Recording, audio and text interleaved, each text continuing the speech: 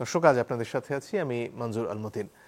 এখন যে রাজনৈতিক পরিস্থিতি চলছে তার মধ্যে ক্ষেত্র বিশেষে মত পার্থক্য রয়েছে, কিন্তু সেটা কি আসলে দ্বন্দ্ব, সে নিয়ে আজকে আমরা কথা বলতে চাই। তিনজন সম্মানিত অতিথি রয়েছেন আমাদের সাথে। আছেন জনাব শামসুল আলম লিটন, তিনি সিনিয়র সাংবাদিক ও মানবাধিকার কর্মী। আছেন রুমিন ফারহানা, ব্যারিস্টার ল, সাবেক সংসদ সদস্য ও বাংলাদেশ সুপ্রিম কোর্টের আইনজীবী। এবং সরাসরি আমাদের সাথে যুক্ত হয়েছেন জনাব গোলাম মুর্তজা, সিনিয়র সাংবাদিক। আপনাদের তিনজনকেই স্বাগত আমাদের এই অনুষ্ঠানে। দর্শক, বিএনপি জামাতের মধ্যে মতপার্থক্য নাকি দ্বন্দ্ব, সে নিয়ে একটা প্রতিবেদন আমাদের হাতে রয়েছে, সেটি দেখে নিয়ে আলোচনায় আসবো। কোন পথে হাঁটছে বিএনপি জামায়াত সম্পর্ক? প্রায় আড়াই দশকের জোটের সমীকরণ চুকিয়ে চলছে কি টানাপোড়েন? 5 আগস্ট শেখ হাসিনার বিদায়ের পর এমন আলোচনা এখন বেশ জোরে সোরে রয়েছে রাজনীতির মাঠে। দল দুটোর শীর্ষ নেতাদের বিভিন্ন সময় দেওয়া বক্তব্য যেন আগুনে ঘি ঢালে ভালোভাবেই। নির্বাচনে যারা নির্বাচিত হয়েছে, তবে কি বাজছে বিভেদের সুর? এমনটা মানতে নারাজ দল দুটোর নেতারা। তাদের মতে বিভিন্ন ইস্যুতে দ্বিমত থাকলেও দেশ বিনির্মাণে ঐক্যের বিকল্প নেই। বিএনপির সাথে দূরত্বের বিষয় এটা প্রশ্নের মধ্যে আনানো ঠিক না। আমরা ফ্যাসিবাদ বিরোধী রাজনৈতিক আন্দোলনে, গণতান্ত্রিক আন্দোলনে ফ্যাসিবাদের বিরুদ্ধে যারাই লড়াই সংগ্রাম করেছে, আমরা সবাই তাদের মধ্যে আমাদের একটা ঐক্য ছিল। সকল গণতান্ত্রিক শক্তি, রাজনৈতিক শক্তি, সামাজিক শক্তি সবাই ঐক্যবদ্ধ থাকবে জাতিকে এগিয়ে নিয়ে যাওয়ার জন্য।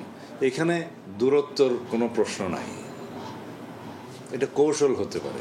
একসাথে চলতে গেলে প্রত্যেকের চাওয়া পাওয়ার তো কিছু ডিফারেন্স থাকতে পারে। আপনি যা চান আমি আলাদা চাই না, এসব কারণে কিছু পার্থক্য থাকতে পারে। এটা সবসময় জোটে থাকা অবস্থাতেও ছিল। একটা রাজনৈতিক দলের সঙ্গে আরেকটা রাজনৈতিক দলের যে সৌহার্দ্যপূর্ণ সম্পর্ক থাকা উচিত, যে বন্ধুত্বপূর্ণ সৌজন্যপূর্ণ সম্পর্ক, আমাদের সাথে বিএনপির সে সম্পর্ক আছে। প্রশ্ন তাই, আগামী নির্বাচন ঘিরে কি হবে দল দুটোর মাঠের বাস্তবতা? আবারও কি হবে জোটের ভোট, নাকি 2022-এই চুকে গেছে সবকিছু? এমন প্রশ্নে কৌশলী উত্তর দুই দলের নেতারেরই। বলছেন, সব কথার শেষ কথা হলো রাজনীতির মাঠে শেষ বলে কিছু নেই। তবে জামাত ইসলামী সব দলের সাথেই কথা বলছে, ইন্ডিভিজুয়ালি বলছে, কালেকটিভলি বলছে। আমরা আমাদের মতামত দিচ্ছি, ওনারা তাদের মতামত দিচ্ছেন, এবং প্রত্যেকের মধ্যে কিন্তু আন্তরিকতা এবং সহযোগিতা আকাঙ্ক্ষা লক্ষ্য করা যাচ্ছে। তো নির্বাচনের তফসিল ঘোষণা হলে, নির্বাচনের দিন যত এগিয়ে আসবে, তখন ইলেকশনের মাঠে অনেক পোলারাইজেশন হবে, মেরুকরণ হবে। তখন বোঝা যাবে কার সাথে কার জোট হচ্ছে কি হচ্ছে না। ইসলামী দল ছাড়াও যে কোনো পলিটিক্যাল পার্টির সাথে আমরা জোটে নির্বাচন করতে পারি, সেটা সিচুয়েশান বলে দেবে। ইট উইল টেক টাইম, আরেকটু সময় লাগবে। জামাত ইসলামী দল হিসেবে তাদের আদর্শ আছে আলাদা, কৌশল আছে আলাদা, নির্বাচনকে সামনে রেখে তাদের আলাদা কৌশলে তারা আগাবে, এটাই বাস্তবতা। বিএনপি সবসময় নির্বাচনমুখী দল, প্রস্তুতি আছে, আগেও ছিল, সামনেও থাকবে। তবে এটা সবসময় সময়ের সাথে সাথে আমাদের মধ্যে এগুলো পরিবর্তনশীল। আমরা একটা প্রক্রিয়ার মধ্যেই আছি। শুরুতে মতপার্থক্য থাকলেও আপাতত এক দাবিতে একমত দুই দলই। প্রয়োজনীয় সংস্কার শেষে নির্বাচন হতে হবে দ্রুতই। শুরুতেই আসতে চাই জনাব লিটন আপনার কাছে। এই যে প্রয়োজনীয় সংস্কার শেষে নির্বাচন হতে হবে, একটা সময়ে সংস্কারের ব্যাপারে রাজনীতিবিদদের কাছ থেকে যখন আমরা শুনছিলাম, সে প্রসঙ্গে হয়তো জোরটা ছিল। ধীরে ধীরে বোধহয় নির্বাচন, দ্রুত নির্বাচন, এই কথাগুলো জোর পাচ্ছে বিশেষত বিএনপির কণ্ঠে। এই যে পরিস্থিতিতে বিভিন্ন জনের বিভিন্ন মত রয়েছে, বৈষম্য বিরোধী ছাত্র আন্দোলনের একরকম অবস্থান রয়েছে সংস্কার এবং নির্বাচন প্রশ্নে, এর পাশাপাশি বিএনপির অবস্থান একরকম, জামাতের অবস্থান রয়েছে, অন্যান্য বাম যে দলগুলো রয়েছে, ইসলামী দলগুলো রয়েছে, তাদের এক এক রকম অবস্থান। এখানে কি আপনি শুধুই মত পার্থক্য দেখেন, নাকি আস্তে আস্তে সেটা দ্বন্দ্বের রূপ নিচ্ছে? থ্যাংক ইউ আমাকে আমন্ত্রণ জানানোর জন্য। আসলে ডেমোক্রেসির যে এনভায়রনমেন্ট, এটাকে দ্বন্দ্ব অথবা নয়েজ যেটাই বলা হোক না কেন, এটাই হচ্ছে ডেমোক্রেসির শক্তি।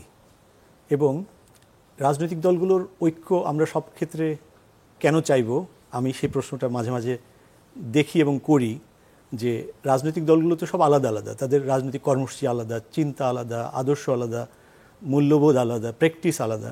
সুতরাং তারা এক জায়গায় এসেছিল ফ্যাসিবাদ পতন করে গণতন্ত্রের মধ্যে ফিরবেন।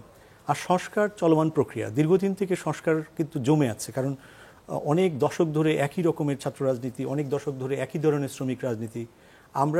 আমি মাত্র 20 বছর বাইরে থাকি, কিন্তু আমি কিন্তু গুণগতভাবে দেখেছি যে এই গত 20 বছরে এই চর্চাগুলো আরও কঠিন, এবং গত 15 বছরে এগুলো অত্যন্ত বাজেভাবে ছাত্র রাজনীতি, শ্রমিক রাজনীতি, রাস্তার রাজনীতি, এগুলো পরিস্থিতি তৈরি হচ্ছে। সুতরাং প্রচুর সংস্কার দরকার।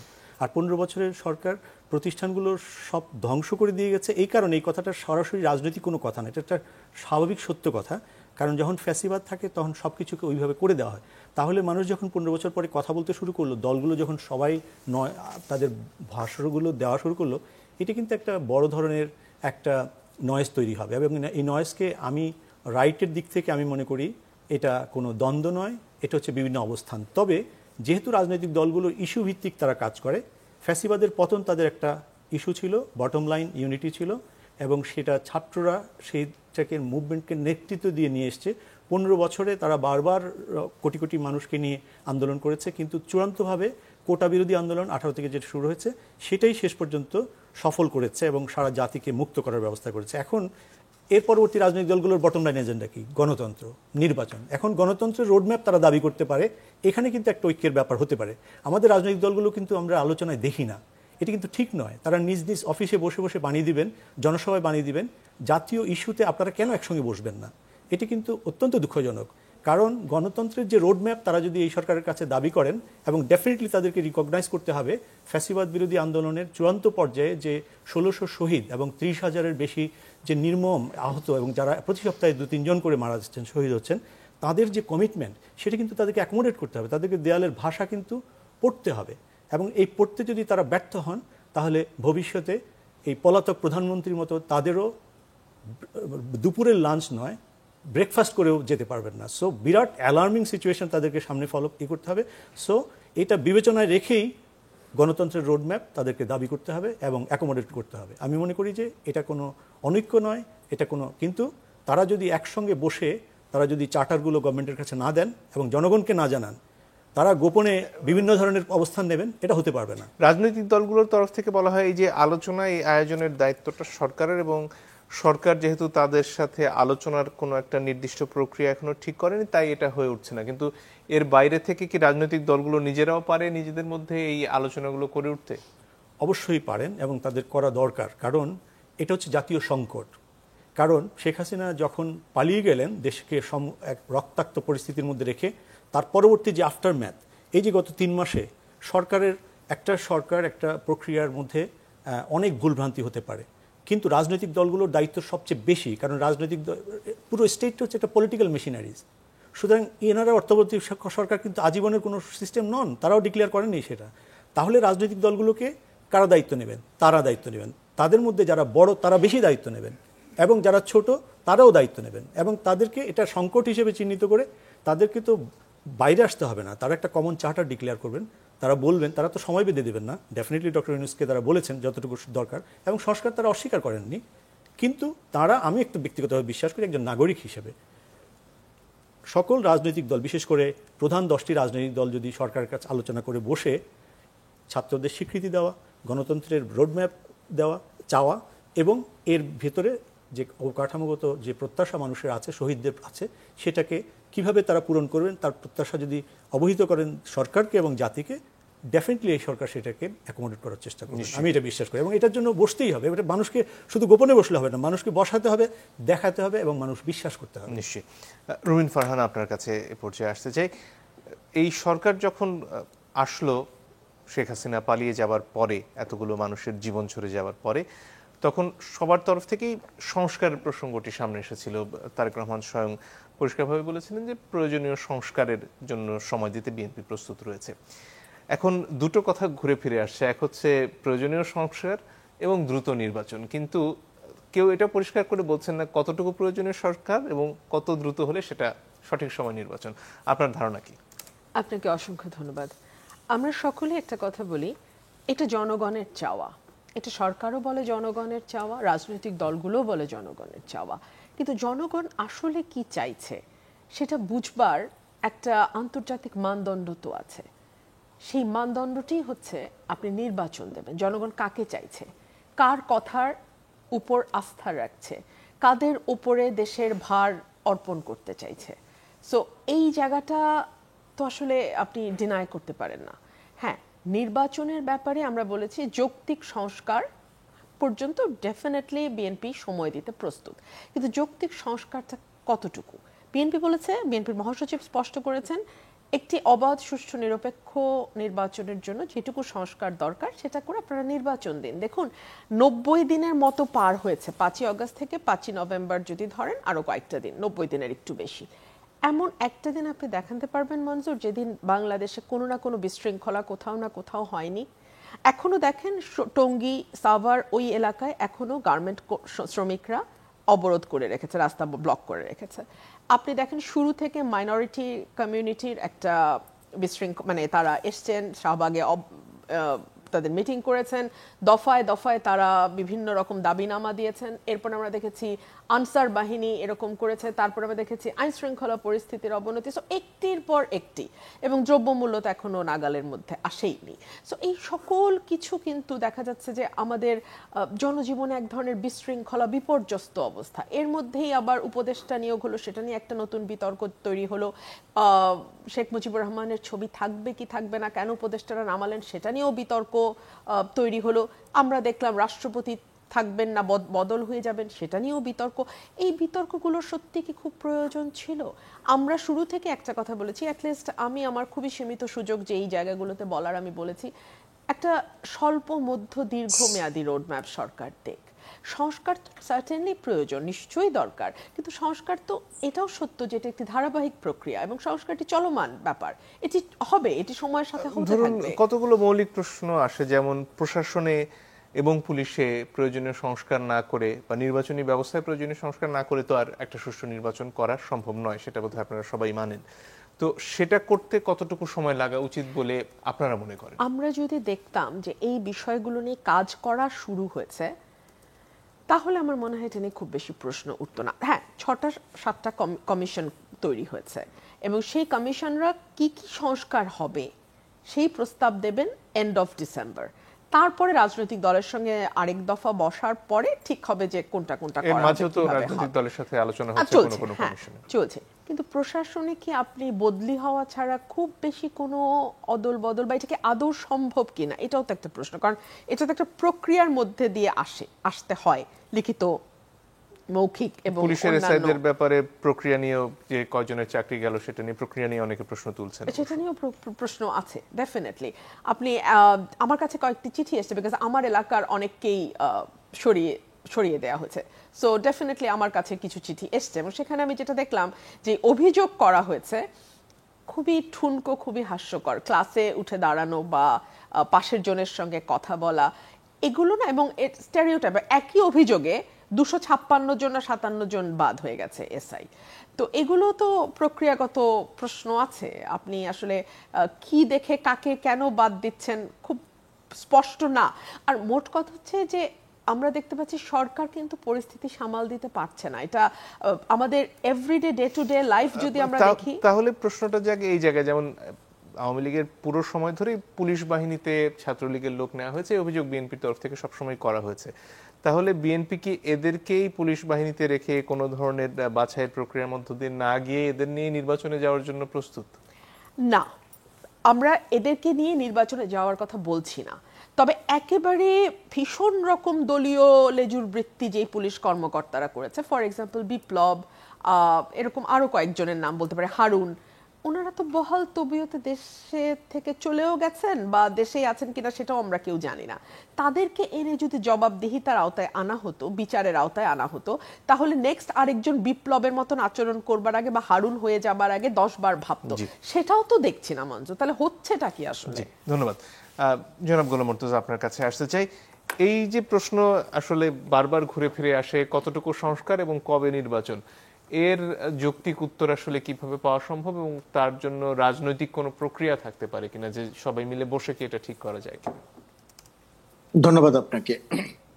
এখন পর্যন্ত বাংলাদেশের রাজনীতিতে 5 আগস্টের পরের থেকে যে রাজনীতিটা আমরা দেখছি, সেই রাজনীতিতে যারা মাঠে রাজনীতি করছেন এবং যারা সরকার পরিচালনা করছেন, আমি আমার সাংবাদিকতার জায়গা থেকে ওই অর্থে তেমন কোনো সমস্যাও দেখছি না, বড় কোনো জটিলতাও দেখছি না, বা মতপার্থক্যগত এমন কোনো বিষয় সামনে আসে নাই যেটা আসার পরিপ্রেক্ষিতে একটি রাজনৈতিক দলের সঙ্গে বা বড় রাজনৈতিক দলটির সঙ্গে বিএনপির সঙ্গে সরকারের সম্পর্কে টানাপোড়েন হতে পারে।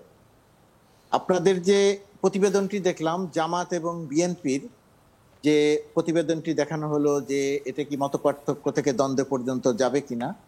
বিএনপি এবং জামাতের সঙ্গে বর্তমানে যে সম্পর্ক বা বিগত কিছু বছর ধরে যে সম্পর্ক অথবা 5 আগস্টের পরে থেকে যে সম্পর্ক, সেই সম্পর্কটাও একটা মোটামুটি স্বাভাবিক রাজনীতির চিত্র।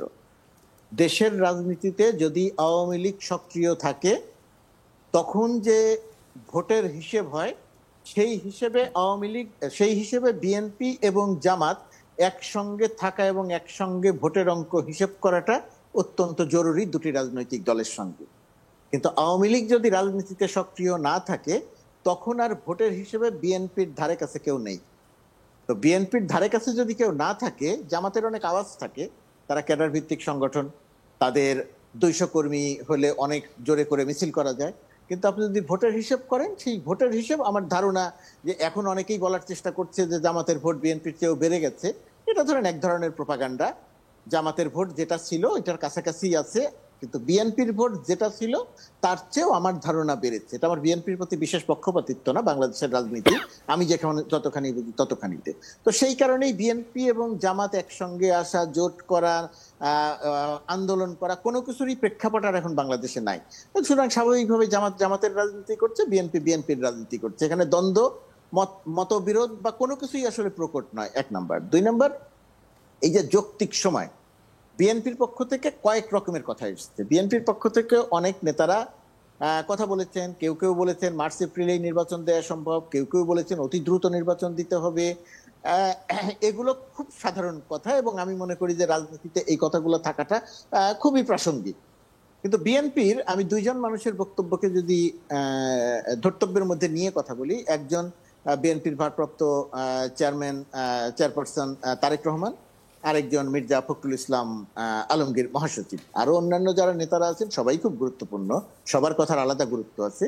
কিন্তু এই 2 জনের বক্তব্যকে যদি আমি গুরুত্বের মধ্যে নিয়ে বিবেচনা করি তাহলে দেখব যে এই 2 জনের বক্তব্য অত্যন্ত মার্জিত, পলিটিক্যালি অত্যন্ত পরিপক্ক এবং এই সরকারের জন্য সামান্যতম বিব্রতকর কোনো পরিস্থিতির মুখোমুখি হয় এই 2 জনের বক্তব্যে তেমন কিছু নাই। তার কারণটা কি?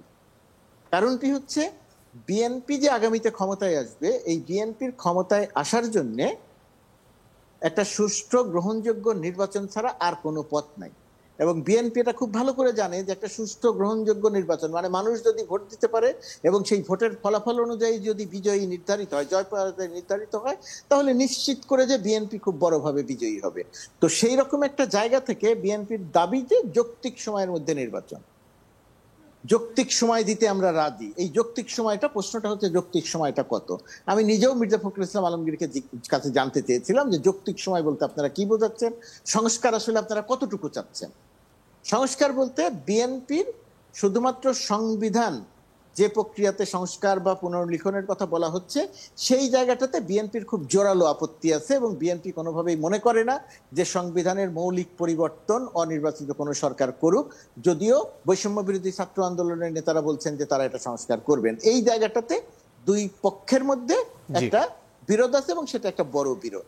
আর এর বাইরে বিএনপির যে বক্তব্য, ধরেন একটা সুষ্ঠু নির্বাচন, একটা সুন্দর নির্বাচন কমিশন গঠন করা, নির্বাচনের পরিবেশ তৈরি করা, আইন শৃঙ্খলা পরিস্থিতির উন্নয়ন করা, জিনিসপত্রের দাম কমানোর জায়গাতে আসা, এই সমস্ত জায়গার সঙ্গে কিন্তু সরকারের উপরে বিএনপি এখন পর্যন্ত কোনো চাপ প্রয়োগ ওই অর্থে করেনি। আর যৌক্তিক সময় বলতে বিএনপি আসলে একটা নির্বাচনের রোড ম্যাপ দেখতে চায় এবং আমার ধারণা যে কমিশনগুলো রিপোর্ট দেওয়ার পরে সরকারের সঙ্গে যখন বারবার আলোচনা হবে সেই সময় একটা রোড ম্যাপের ধারণা এবং রোড ম্যাপও পাওয়া যাবে। অর্থাৎ রাজনীতিতে বড় কোনো সংকট আসছে এটা আমার মনে হচ্ছে না। জি, ধন্যবাদ। একটা বিরতির সময় হয়ে গেছে দর্শক, একটু পরে ফিরে আসছি, আশা করি সাথে থাকবেন।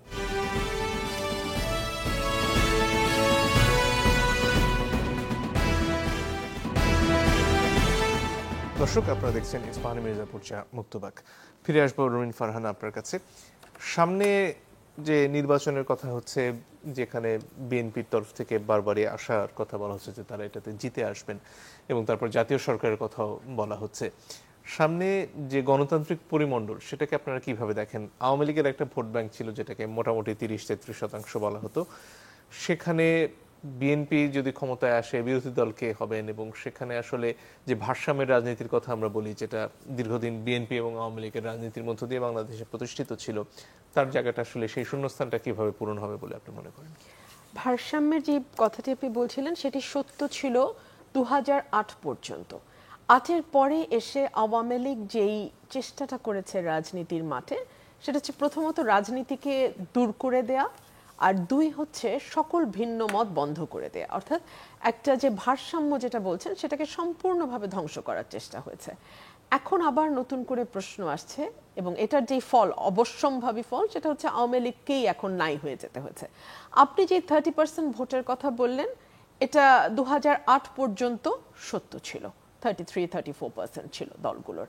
আমি জানি না এখন আসলে আওয়ামী লীগের ভোট কতটা আছে, তবে এটা আমি নিশ্চিতভাবেই বলতে পারি যে কিছু ভোটার আছেন যারা কোর ভোটার বলা হয়, দুই দলেরই আছেন, তারা যাই হোক না কেন, যাই ঘটুক না কেন, তারা আওয়ামী লীগকেই ভোট দেবে। এখন প্রশ্ন হচ্ছে এই ভোটাররা নেক্সট ইলেকশনে কি করবে। এর জন্য আমাদের দেখতে হবে নেক্সট ইলেকশনে এক, আওয়ামী লীগ ভোট করতে পারবে কিনা, দুই হচ্ছে মানুষ চায় কিনা যে আওয়ামী লীগ ভোটের মাঠে আসুক। আমি একজন রাজনৈতিক ক্ষুদ্র কর্মী হিসেবে বিশ্বাস করি আওয়ামী লীগ যেই ধারার রাজনীতি করেছে, নিষিদ্ধ করে দেয়া, বিরাজনীতিকরণের জন্য ডিহিউম্যানাইজ করা, ধরেন আমাদেরকে ডাকা হতো রাজাকার শাবক, মানে আমরা ঠিক মানুষের পর্যায়ে পড়ি না, আমাকে এই ধরনের ট্যাগ দিয়ে বা আমাদেরকে এই ধরনের ট্যাগ দিয়ে আপনি আবরারের মতন পিটিও মেরে ফেলতে পারেন, আবার আপনি চাইলে পদ্মা সেতু থেকে টুপ করে পানিতে ফেলেও দিতে পারেন। এটা আসলে কোনো ক্রাইম হবে না, কারণ আমরা তো আসলে মানুষ না, ডিহিউম্যানাইজ করা হয়েছে আমাদেরকে। এই পলিটিক্সটা আমি বিশ্বাস করি না, আমরা বিশ্বাস করি না। আমি মনে করি বিএনপি ওই পলিটিক্স বিশ্বাস করে না, এবং সে কারণে ওই যে 20% যেটা হয়তো কমে এখন 30 থেকে 20-তে এসছে, বা কি হতে পারে আমি জানি না পার্সেন্টেজ, সেটা যাই হোক, তাদের তো একটা ভোটের অধিকার আছে। সো তাদের ভোটের অধিকারের ব্যাপারে দেশের মানুষেরও তো কিছু কথা বলবার আছে। তারা কি মনে করে আওয়ামী লীগ আবার নির্বাচন আসুক? কারণ আমি দেখি খুবই তীব্র গলায় বলা হয় যে কোনোভাবেই আওয়ামী লীগকে মাঠে, মানে ভোটের মাঠে আনা যাবে না, আওয়ামী লীগের নিষিদ্ধ করে দিতে হবে সংগঠন হিসেবে। নিষিদ্ধ করে বা কোনো দলকে আপনি আসলে বঙ্গোপসাগরে ফেলে দিয়ে, তার সমর্থকদের বঙ্গোপসাগরে ফেলে দিয়ে আপনি রাজনীতি ধ্বংস করতে পারবেন, এটা মনে করি না। তারপরেও যদি কোনো প্রশ্ন থেকে থাকে এবং দেশের মানুষ যদি সত্যিই মনে করে আওয়ামী লীগের নির্বাচনে আসা উচিত না, কোনো ভোট হোক তার আগে। নির্দিষ্ট করে আওয়ামী লীগের কথাই বলছি না, মানে বিএনপি যদি মূল ক্ষমতাসীন দল হয় সেক্ষেত্রে ভারসাম্যটা কোথা থেকে আসবে? এর বাইরে ধরুন জামাত যদি বিএনপির জোটে না থাকে, বা বাম দলগুলো রয়েছে, অন্যান্য অনেকগুলো রাজনৈতিক দল এবং গণতান্ত্রিক যে জোটটি রয়েছে, এদের তরফ থেকে যে ভারসাম্য তৈরির কথা বলা হয় রাজনীতিতে, বা শক্তিশালী বিরোধী দলের কথা বলা হয়, সেটা তৈরি হওয়া সম্ভব কিনা? সেই কারণেই আওয়ামী লীগের কথাটা আসছে। শক্তিশালী একটা বিরোধী দল তৈরি করতে হলে আওয়ামী লীগ, মানে বিএনপির বিপরীতে আওয়ামী লীগকেই করা হবে। দেখুন আওয়ামী লীগ তো এক্সপেরিমেন্ট কম করে, ছাড়া আর কিছু হতে পারে না। আমি একটু বলি, আওয়ামী লীগ তো কম করেনি এক্সপেরিমেন্ট, জাতীয় পার্টিকে নিয়ে এসছে, কিন্তু তারা তো ফেল করেছে, মিজারেবলি ফেল করেছে। এখন আপনারা যদি লক্ষ্য করেন যে যেই রাজনৈতিক দলগুলো আছে আওয়ামী লীগের বাইরে, তারা প্রত্যেকেই গণতন্ত্রে বিশ্বাস করে, ভোটের অধিকারে বিশ্বাস করে, সুশাসনে বিশ্বাস করে, বিচার বিভাগের স্বাধীনতায় বিশ্বাস করে, ন্যায় বিচারে প্রতিষ্ঠায় বিশ্বাস করে, মানবাধিকারে বিশ্বাস করে, দুর্নীতি জিরো করাতে বিশ্বাস করে, এবং 31 দফা যে সংস্কার, সেটা বিএনপি যেমন দিয়েছে, জামাতও তার সংস্কার নামা দিয়েছে। খুব যে বিপরীত কিছু বা খুব যে ডিফারেন্ট কিছু তা না, মোটা দাগে কিন্তু একই ধরনের কথা দলগুলোর তরফ থেকে বলা হয়েছে, এবং দীর্ঘদিন আসলে এই দলগুলো একই সঙ্গে বাংলাদেশের রাজনীতির মাঠে একই লক্ষ্য নিয়ে লড়াই করেছে, যুগবদ্ধভাবে দীর্ঘ সময়, জোটবদ্ধভাবে, শুধু জোটবদ্ধভাবে আমরা ইলেকশনের আগে আন্দোলন করেছি। সুতরাং এদের কাছ থেকে খুব বিরোধী দল হিসেবে যদি আপনি আনেনও কাউকে, মানুষ সেটাকে কতটা গ্রহণ করবে, পলিটিক্সে পারসেপশন ইজ ভেরি ইম্পর্টেন্ট। আপনি পারসেপশনকে এখন নিজের সুবিধার জন্য এড়িয়ে যেতে পারেন, কিন্তু perception is very important in politics. এখন যদি জামাত বা অন্য কোনো দল বিরোধী দলে গিয়ে দাঁড়ায়, বিএনপি সরকারে গঠন করে, মানুষ কতটা সেটা বিশ্বাস করবে বা কতটা সেটা মানে স্ট্যাবলিশ করতে পারবে, সেটাও একটা প্রশ্ন। আরেকটা হতে পারে নতুন কোনো রাজনৈতিক দল গঠিত হচ্ছে কিনা, এই আলোচনা, এই ফিসফাস তো আছে। এবং একজন রাজনৈতিক কর্মী হিসেবে আমি মনে করি নতুন দল যদি গঠিত হয় তাকে স্বাগত জানানো উচিত, তবে সরকারি সুযোগ সুবিধা ব্যবহার করে, সরকারি নানান বন্দোবস্ত ব্যবহার করে একটা রাজনৈতিক দল যদি গঠিত হয়, মানুষ সেই দলকে কতটা গ্রহণ করবে পলিটিক্যাল পার্টি হিসেবে, এই প্রশ্ন তো রাখা যায়। নিশ্চয়ই, ধন্যবাদ। গোলাম মুর্তজা, আপনার কাছে আসতে চাই। এই যে নতুন বাংলাদেশের যে পুরনো রাজনৈতিক বাইনারি, যে বিএনপি আওয়ামী লীগের বাইরে বাংলাদেশের রাজনীতি যায় না, এবং এর আগে জাতীয় পার্টিকে আওয়ামী লীগের বিরোধী দলের যে অবস্থানটা সেখানে নিয়ে যাওয়ার চেষ্টা, সেই ভূমিকা পালন করানোর চেষ্টা, তার ফলাফল আমরা দেখেছি। এখন যে নতুন বাংলাদেশের কথা বলা হচ্ছে 2024-এর পরে, সেখানে আসলে রাজনৈতিক মানচিত্রটা কেমন হবে বলে আপনার মনে হয়?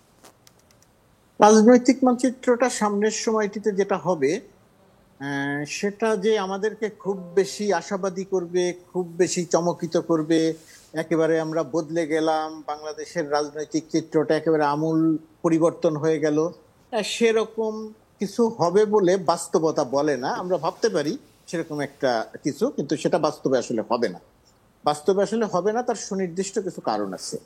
এখন একটা প্রশ্ন আসছে যে আওয়ামী লীগ রাজনীতিতে থাকবে কি থাকবে না, আগামী নির্বাচনে আওয়ামী লীগ নির্বাচনে অংশ নেবে কি নেবে না। শিক্ষার্থীদের যারা আন্দোলনে নেতৃত্ব দিয়েছিল তাদের স্পষ্ট অবস্থান এখন পর্যন্ত আমরা দেখছি, সেটি হচ্ছে আওয়ামী লীগ একটা ফ্যাসিস্ট দল, এই ফ্যাসিস্ট দলটি রাজনীতিতে আসবে না যতক্ষণ পর্যন্ত না এই রাজনৈতিক দলটির বিচার হয়, নেতাদের বিচার হয়। এখন এই জায়গাটিতে আমার প্রত্যাশা, আমি যেভাবে দেখি যে কোনো দলকেই নিষিদ্ধ করার আমি পক্ষে নই, কিন্তু এই জায়গাটিতে যে ভাবনাটা খুব গুরুত্বপূর্ণ যে আওয়ামী লীগের রাজনৈতিক দল হিসেবে এবং আওয়ামী লীগের নেতাদের, আওয়ামী লীগ সরকারের নেতা মন্ত্রীদের, শেখ হাসিনা তো সদল বলে পালিয়ে গেছে, মানে একেবারে তৃণমূলের নেতা পর্যন্ত পালিয়ে গেছেন, এতই অপরাধ করেছেন, এতই অপকর্ম করেছেন, মনের ভেতরে এতই ভয় যে সব পালানোর সব বন্দোবস্ত করে রেখেছিলেন। যদি সেটাই করে না রাখতেন তাহলে এরকম আকস্মিক পতনের পরেও এইভাবে পালাতে পারতেন না। সরকারের একটা ব্যর্থতা আছে, অনেককে সে ধরতে পারেনি, অনেককে হয়তো ধরতে চায়নি, সামরিকভাবে ক্যান্টনমেন্টে যারা আশ্রয় নিয়েছিল তারা কিভাবে পালিয়ে গেল সেই প্রশ্নটি আছে। যে কথাটা আমি বলছিলাম যে আশাপদে কোনো কিছু হবে না, সেই জায়গাটি হচ্ছে আওয়ামী লীগের এই ফ্যাসিস্ট শাসনামলের যে নেতা ছিলেন, যে মন্ত্রীরা ছিলেন, যেমন ওবায়দুল কাদের হুকুম দিয়ে ছাত্রলীগকে দিয়ে হত্যাকাণ্ডটা শুরু করিয়েছে। পরবর্তীতে ছাত্রলীগ সহ, যুবলীগ সহ, আওয়ামী লীগ সহ তাদের পুলিশ, আনসার, ভিডিপি নয় পুলিশ, বিজিবি, সেনাবাহিনী, কোনো ক্ষেত্রে র্যাব গুলি করে মানুষ হত্যা করেছে, এমনকি হেলিকপ্টার থেকে পর্যন্ত গুলি করে মানুষ হত্যা করেছে।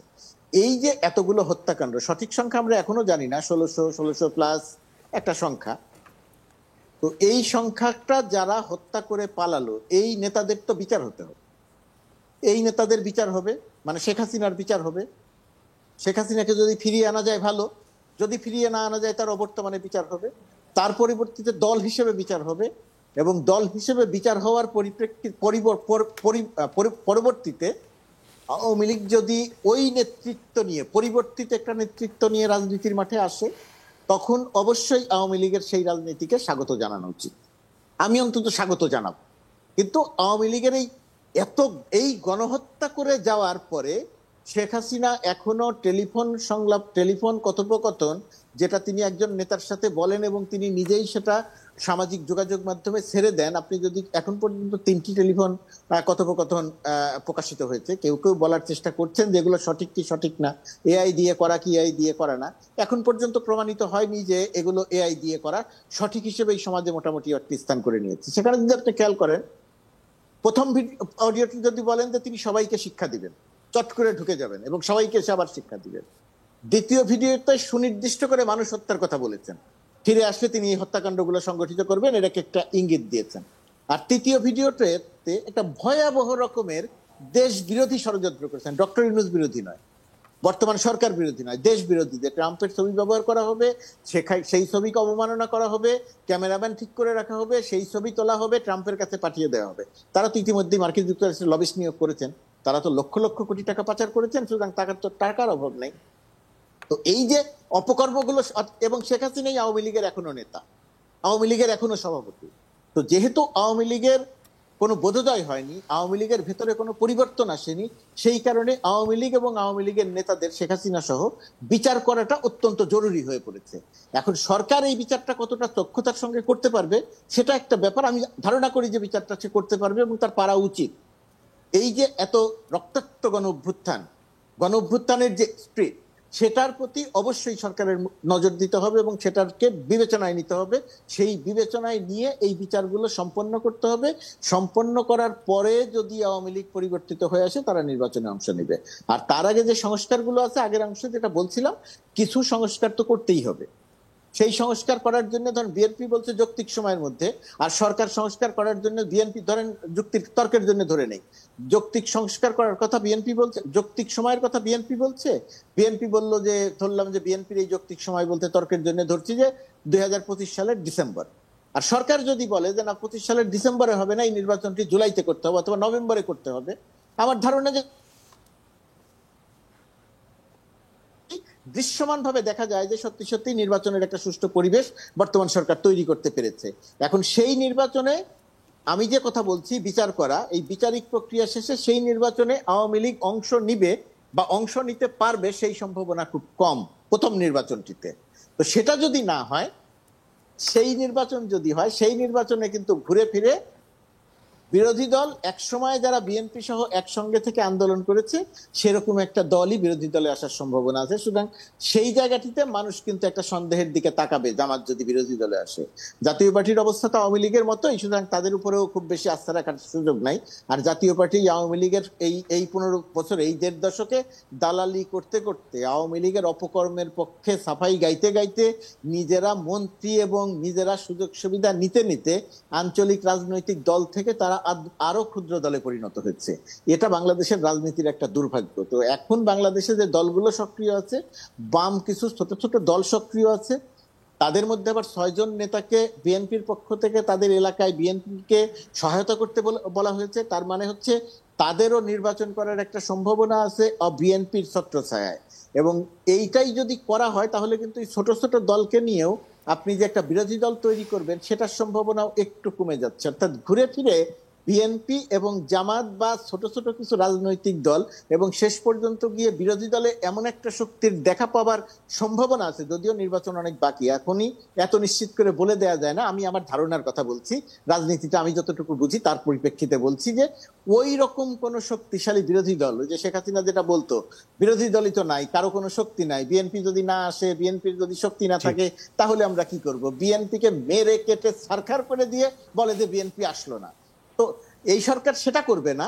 আমার ধারণা নির্বাচনে অংশ নিতে গিয়ে বিএনপিও সেটা করবে না, তারও সেটা করার দরকার নাই। কিন্তু দলের অস্তিত্বই তো নাই। আওয়ামী লীগের মতো একটা রাজনৈতিক দল যখন ফ্যাসিজম কায়েম করে, ফ্যাসিস্ট শাসন কায়েম করে, গণহত্যা চালিয়ে যখন সে পালিয়ে যায়, এবং পালিয়ে যাওয়ার পরে আবার যখন হুমকি দেয় যে সে আবার এসে মানুষ হত্যা করবে, সুতরাং সেই দলটির বাংলাদেশের রাজনীতি করা এবং নির্বাচন করাটা অত্যন্ত কঠিন হয়ে পড়ে। সেই ক্ষেত্রে দেখতে খুব ভালো মনে না হলেও, সামনে মানে জনস্বস্তি না থাকলেও যেটা পাওয়া যাবে, আমার ধারণা সেটাই বাংলাদেশের মানুষ শেষ পর্যন্ত গিয়ে মেনে নিবে। তার সামনে আর কোনো বিকল্প থাকবে না, অন্তত প্রথম নির্বাচনটিতে। পরবর্তীতে গিয়ে কি হবে সেটা বলতে পারি না। ধন্যবাদ।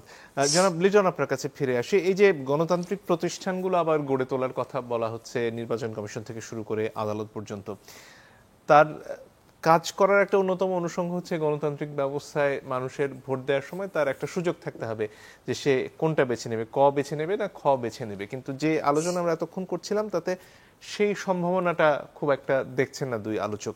আপনার কাছে কি মনে হয়, এই যে গণতান্ত্রিক উত্তরণের কথা আমরা বারবার বলছি, সেটার থেকে আসলে বাংলাদেশ কতটা দূরে? এটা কোনো পূর্বশর্ত নয়। গণতন্ত্রে পার্টির সংখ্যা, স্ট্রাকচার, পার্লামেন্ট কেমন হবে, এরকম কোনো পূর্বশর্ত গণতন্ত্রে নেই। সুতরাং আমরা যে প্রসঙ্গটা আলোচনা করছি, এটা আসলে পিপলস রাইটসকে নিয়ে আমরা স্পেকুলেটিভ ধারণা পিপলের উপর চাপাই দিচ্ছি, অথবা তাদের ধারণাটাকে আমরা আমাদের ধারণাটাকে তাদের ধারণা বলে আলোচনা করছি আর কি। তো আমার মনে হয় যে পাকিস্তানে যে সম্প্রতি নির্বাচন হয়েছে, সেখানে ইন্ডিপেন্ডেন্ট পার্টি বলে তো কিছু ছিল না, কারণ তেহরিক ইনসাফ পার্টিকে তো অলরেডি বহিষ্কার করে দেওয়া হয়েছিল। সুতরাং এখানে যে স্বতন্ত্র 60-70 জন 100 জন বেরিয়ে না আসবে, তারই বা নিশ্চয়তায় কোথায়? আমার মনে হয় যে আমরা এটা ভাবছি বিএনপি আওয়ামী লীগ, সেটা তো পাকিস্তানে তো দেখা গেল যে ওখানকার বিএনপি আওয়ামী লীগ মিলে সরকার করতে গিয়েও হিমশিম খেলো। অনেক ব্যাপার হতে পারে, এবং আমরা দেয়ালের লেখাগুলো কিন্তু পড়তে হবে। আমার মনে হয় আমাদের রাজনৈতিক নেতারাও পড়ছেন না। তাদের বক্তব্য থেকে প্রায় আমার ছোট বাচ্চার চেয়েও শিশুসুলভ কথাবার্তা শুনি, তারা দেয়ালের ভাষা পড়েননি। এবং আমাদের যারা নীতি নির্ধারক, তারাও অনেক চাইল্ডিশ কাজ করছেন। 100 দিনের মধ্যে আমি মনে করি নাগরিক হিসেবে বাংলাদেশের একজন অধিকার আমার আছে যে 100 দিনের মধ্যে একটা রোডম্যাপ ডিক্লেয়ার করা দরকার ছিল। না হলে রাজনীতিকদের যে অস্থিরতাটা এটা প্রাসঙ্গিক, কারণ তাদের অতীতে 1/11-এর অত্যন্ত খারাপ অভিজ্ঞতা আছে এবং 1/11-এর সেই সাদা মানুষগুলো যে 1/11-এর জনপ্রিয়তাকে কাজে লাগিয়ে এখন শেষ পর্যন্ত দেশান্তরী। সুতরাং এই সরকার যদি ভুল করে তাদের অনেক কখনো কোনো ফেইল টেস্ট বারবার করতে হয় না। এই আশঙ্কা মাটি দিতে হলে রোডম্যাপটা ডিক্লেয়ার করতে হবে। আমি আমার প্রবাসীদের একটা কথা বলি, আমরা যে সংস্কারের কথা বলছি, দেখেন 1.5 কোটি মানুষকে সাংবিধানিক অধিকার বঞ্চিত করে আমরা, যেমন বাংলাদেশের সরকার মানে শুধু ঢাকার সরকার, আর ঢাকার সরকার মানে শুধু প্রবাসীদেরকে শুধু রেমিটেন্স পাঠানোর সরকার। 1.5 কোটি মানুষকে নিয়ে কিন্তু আপনারা ভাবছেন না এবং কোথাও কিন্তু তার কোনো প্লেস নাই।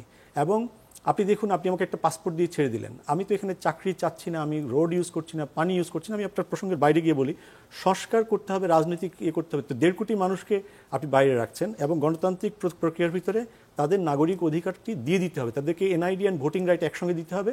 বিশ্বের আরও 43টি দেশের মানুষ যেভাবে এখন ভোট দিচ্ছে নিজ নিজ জায়গা থেকে, বিশ্বের যে কোনো জায়গা থেকে, বাংলাদেশ এর মধ্যে 44তম দেশ হবে।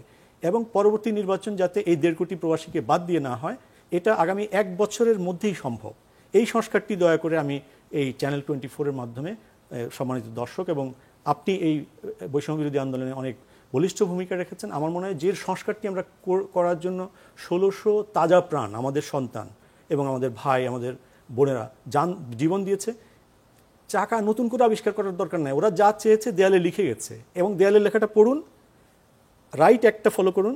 রাষ্ট্র, পলিটিক্যাল মেশিনারি, এখানে প্রত্যেকের রাইটটা যাতে রাইট এনশিওর করার জন্য নতুন নতুন করে আবিষ্কার করার দরকার হবে না, কারণ পৃথিবীতে কতগুলো রোল মডেল স্ট্যাবলিশ করা আছে এবং আমাদের আইনেও এমন কিছু আছে। আমি সংবিধানের কথা বলবো না, সংবিধান এবং ক্রিমিনাল জাস্টিস সিস্টেম আলাদা ব্যাপার। এগুলো দয়া করে বেশি ঘোরাঘুরির দরকার নাই, বাংলাদেশে বড় বড় নাসা তৈরি করার দরকার নাই। আমরা যদি আমাদের গুড উইশ থাকে, এবং আমি বিশ্বাস করি ডক্টর ইউনূসের সেটা আছে, উনি দুটো কাজ করবেন না, এটা আমি মোটামুটি আমার ধারণা নাগরিক হিসেবে। এবং মার্চ মাসে ওনার সঙ্গে যখন দেখা হয়েছিল, যখন ওনার এক পা জেলে ছিল, ওনার নিজের মুখের ভাষায়, এবং উনি বলেছিলেন, ওনাকে আমি বলেছিলাম যে আপনাকে সারা দেশের মানুষ শ্রদ্ধা করে, কোনো একটা ফ্যাসিস্ট গ্রুপ ছাড়া, তাহলে আপনি পরবর্তীতে একটা নির্বাচিত সরকারের প্রধান হিসেবে, রাষ্ট্রপ্রধান হিসেবে আপনার জীবনের বাকি দুটো স্বপ্ন বাস্তবায়ন করে যান। তখন তো তাই তিনি বলছিলেন, আমার তো এক পা জেলে, আর তোমাদের মতো দেশের সন্তানরা দেশেই যেতে পারো না। আমি মনে করি সেদিনের একটা রিয়েলিটি ছিল। আর আজকে এত বড় বিপ্লবের পরে আমরা যদি সংস্কার নিয়ে বিতর্কটাকে অস্থিরতায় পরিণত করি, এটা পরিণত হয়েছে কেউ না কেউ জনগণের মধ্যে ধারণা ইউনূস স্যারকে হয়তো রাইটলি গাইড করছেন না, অথবা উনি কোথাও থেকে কোনো কিছু বুঝতে পারছেন না।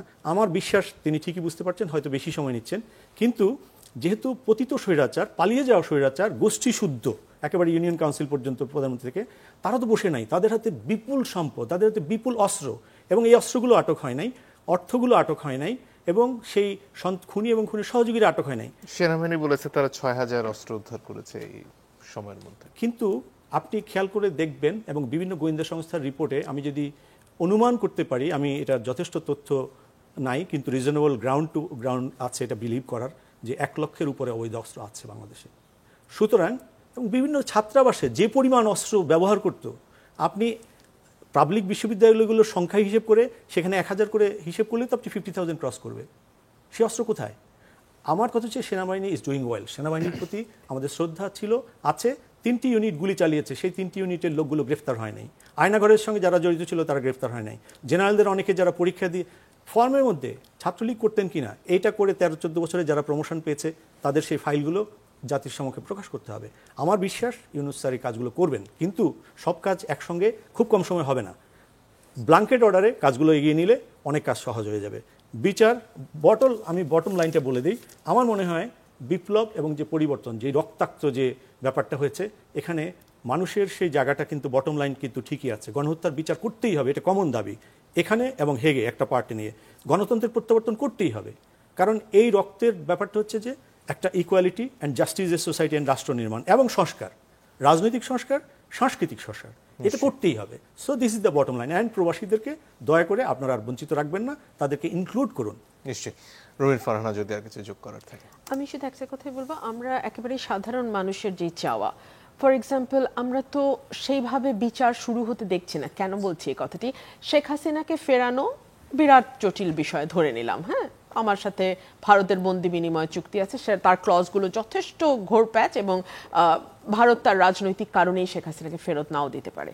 কিন্তু how about Obaidul Quader, how about Hasan Mahmud, যিনি অন্য আরেকটি দেশে বসে 1.5-2 ঘন্টার 2 পর্বের সাক্ষাৎকার দিচ্ছেন। মানুষ তো দেখতে চায় আরাফাত, বিপু, যে আপনার পাওয়ার সেক্টর থেকে হাজার হাজার কোটি টাকা বানিয়েছে, নওফেল, মানে যেই মুখগুলো, যেই বিচার, এবং আমাদের স্বরাষ্ট্রমন্ত্রী আসাদুজ্জামান খান কামাল, কোথায় ওনারা? কাউকে ধরার, কাউকে আনার তো কোনো উদ্যোগ দেখি না। সেনাবাহিনীর একবার বলেছিলেন যে তাদের মানে কাস্টাডিতে নাকি 800 কাছাকাছি মানুষ আছে, 600 থেকে 800, কই একজন কেউ তো দেখলাম না। তাদের তালিকা, মানে স্বচ্ছতার অভাব কেন প্রতিটা ক্ষেত্রে? তাদের তালিকা কোথায়? কারা ছিলেন তাদের হেফাজতে? তারা এখন কোথায় আছেন? আমরা তো জানতে চাই। আমরা যারা মুভমেন্টে ছিলাম, আমরা যারা খুবই বড় বড় ঝুঁকিতে ছিলাম, মানে জীবন এবং মৃত্যুর একটা খুব থিন লাইনের এপাশ ওপাশে ছিলাম, আমরা তো জানতে চাই। আমরা জানতে চাই যে এই অস্থিতিশীল অবস্থা কবে স্থির হবে, কারণ দেশের অর্থনীতির অবস্থা ভালো নয়। এটা হাসিনাই একেবারে ভেঙে দিয়ে গেছিল বাংলাদেশের অর্থনীতির মেরুদণ্ড। রিজার্ভের অবস্থা ভালো হয়েছে। এই অস্থিতিশীলতা যদি চলতে থাকে, আপনি কি মনে করেন দেশে বা বিদেশে কোনো রকম কোনো বিনিয়োগ বাংলাদেশে হবে? হচ্ছে না। ব্যবসায়ীরা হয়তো এতদিন তাবেদারি করেছে শেখ হাসিনার, এজন্য এখন ভয়ে খুব একটা মুখ খুলছে না, কিন্তু আমরা তো বুঝতে পারি যে ব্যবসার অবস্থা সত্যিই খারাপ। ফ্যাক্টরিতে, ইন্ডাস্ট্রিগুলোতে যে পরিমাণ আনরেস্ট, বিশেষ করে গার্মেন্ট ইন্ডাস্ট্রিতে এই 3 মাস ধরে আনরেস্ট চলছে, কখনো কোথাও না কোথাও কোনো না কোনো গার্মেন্টে আনরেস্ট চলেই যাচ্ছে। সো এরা কিভাবে আসলে প্রতিযোগিতায় টিকবে, কিভাবে ব্যবসা করবে? একটা স্থিতিশীলতা না আসলে তো ব্যবসাও, মানে অর্থনীতির অবস্থাটাও তো ঘুরে দাঁড়াতে পারবে না। দ্রব্যমূল্য, প্রতিটা মানুষের কনসার্ন ছিল হাসিনার আমলে দ্রব্যমূল্য। উনি এটা নিয়ে মজা করতেন, ডিম ফ্রিজে রাখতে বলতেন, কুমড়া, বেগুনের জায়গায় কুমড়া দিয়ে বেগুনি বানাতে, এসব মজা করতেন, পেঁয়াজ ছাড়া রান্না করতে বলতেন, তেল ছাড়া রান্না, অদ্ভুত অদ্ভুত কথা উনি বলতেন। কিন্তু এটারও তো কোনো সমাধান এই সরকার, ভাই সমাধান করে ফেলতে হবে না। আমি কাউকে বলছি না 90 দিনের মধ্যে আমি একটা বেহেশতে যেতে চাই দোজখ থেকে, না, বাট একটা কিছু শুরু হচ্ছে, সৃষ্টিটা চালু, সেই চালুটাই তো করতে পারছে না। জি, ধন্যবাদ। জনাব গোলাম মুর্তজা, যদি কিছু যোগ করার থাকে। আমরা যে কথাগুলো বলছি সেই কথাগুলোর সময় আমরা সম্ভবত একটি জিনিস ভুলে যাচ্ছি। এই যে 3 মাসের মধ্যে বা এর মধ্যে রোড ম্যাপের কথা যেটা বলা হলো, দেখেন, একটি বাংলাদেশে অনেক রকমের আন্দোলন হয়েছে, অনেক ঘটনা ঘটেছে, কিন্তু বাংলাদেশে এই 22 দিনের আন্দোলনে 1600-র উপরে মানুষ হত্যা করা, নিজ দেশের মানুষকে গুলি করে হত্যা করার ঘটনা ঘটে না। বাংলাদেশে 53 বছরের ইতিহাসে পুলিশের অবস্থা সবসময়ই খারাপ ছিল, কিন্তু পুলিশ বাহিনীটা এভাবে ধ্বংস হয়ে যায় নাই, ডিস্ট্রয় হয়ে যায় নাই। ডক্টর ইউনূসের সরকার যখন দায়িত্ব পেয়েছে সেই সময় আমরা দেখেছি পুলিশ বাহিনী বলতে কিছু নাই। 550-600-র মতো থানা, কোনো থানা অক্ষত নাই, কোনো থানায় পুলিশ নাই। এখন পর্যন্ত সেই পুলিশকে পুরোপুরি কার্যকর করা যায়নি। এখানে আমরা সরকারকে দায় দিতে পারি যে সরকার এখনো পারছে না, সেটা একটা দায়, কিন্তু এর বাইরে যদি আরেকটু নির্মোহভাবে দেখি, এটা আসলে প্রায় অসম্ভব একটি কাজ। পুলিশের প্রায় কনস্টেবল পর্যন্ত দলীয়করণ করে গেছে, গোপালগঞ্জের লোক দেখে নিয়োগ দেয়া হয়েছে। এই যে দলীয়করণ করে গেছে, যেন বিপ্লব সরকার বা হারুন, এরকম কয়েকজনকে আমরা দেখি, তাদেরকে দেখা গেছে, কিন্তু এরকম বিপ্লব সরকার আর হারুনের সংখ্যা 1 লাখ বাহিনী যদি থেকে থাকে, এর মধ্যে কমপক্ষে 40% থেকে 50% এরকম। এবং তাদের একটা অংশ যখন পালিয়ে গেল, তাদের একটা অংশ যখন মনোবল হারিয়ে মানুষের সামনে দাঁড়ানোর সাহস রাখলো না, সেনাবাহিনীকে দিয়ে, ম্যাজিস্ট্রেসি ক্ষমতা দিয়ে যখন আইন শৃঙ্খলা পরিস্থিতি নিয়ন্ত্রণ করা হচ্ছে, এই সময়ে এই জায়গাটা ঠিক না করে যদি নির্বাচনের রোডম্যাপ ঘোষণা করা হয় বা নির্বাচনের দিকে আরো একটু দ্রুত গতিতে আগানো হয়, আমার ধারণা সেটা হিতে বিপরীত হতে পারে। এর অর্থ এই নয় যে আমি নির্বাচনের জন্য বহু সময় নিতে বলছি। বিএনপির যে নির্বাচন কেন্দ্রিক দাবি, আমি তার সঙ্গে একমত পোষণ করেই বলছি যে এই সরকারের হাতে কোনো জাদুমন্ত্র নাই। সুতরাং জাদুমন্ত্র যেহেতু নাই, সেহেতু তাকে সংস্কার করার জন্য, পুলিশ ঠিক করার জন্য, আইন শৃঙ্খলা পরিস্থিতি নিয়ন্ত্রণ করার জন্য, অর্থনীতি ঠিক করার জন্য, কাঙ্ক্ষিত যে সংস্কার, সেই সংস্কারগুলো ঠিক করার জন্য মোটামুটি একটা সময় দিতে হবে। এবং আমার ধারণা যে বিএনপির যে যৌক্তিক সময়, বিএনপির সেই যৌক্তিক সময়ের মধ্যে এই বিষয়গুলো, আমি যে বিষয়গুলো বললাম, এই বিষয়গুলো আছে, অন্তর্ভুক্ত আছে মনে করছি বলেই আমি রাজনীতিতে বড় কোনো সংকট দেখছি না, এখন এক ধরনের আশাই দেখছি। জি, জনাব লিটন যদি আর কিছু যোগ করার থাকে। না, ঠিক আছে, গোলাম মুর্তজা যেটা বলেছেন ওভারঅল অবজারভেশন হিসেবে ঠিক আছে, কিন্তু আমার মনে হয় রাজনৈতিক দলগুলো এক্ষুনি নির্বাচন দেওয়ার কথা বলছে না। রোড ম্যাপটা কিন্তু একটা ব্যাপার যেটার একটা কমিটমেন্ট, অর্থাৎ আমরা জানি একটা বাচ্চা 16 বছর বয়সে স্কুল শেষ করবে, 18 বছরে সে কলেজ শেষ করবে, তারপর ইউনিভার্সিটি যাবে, অর্থাৎ এটা হচ্ছে একাডেমিক ম্যাপ।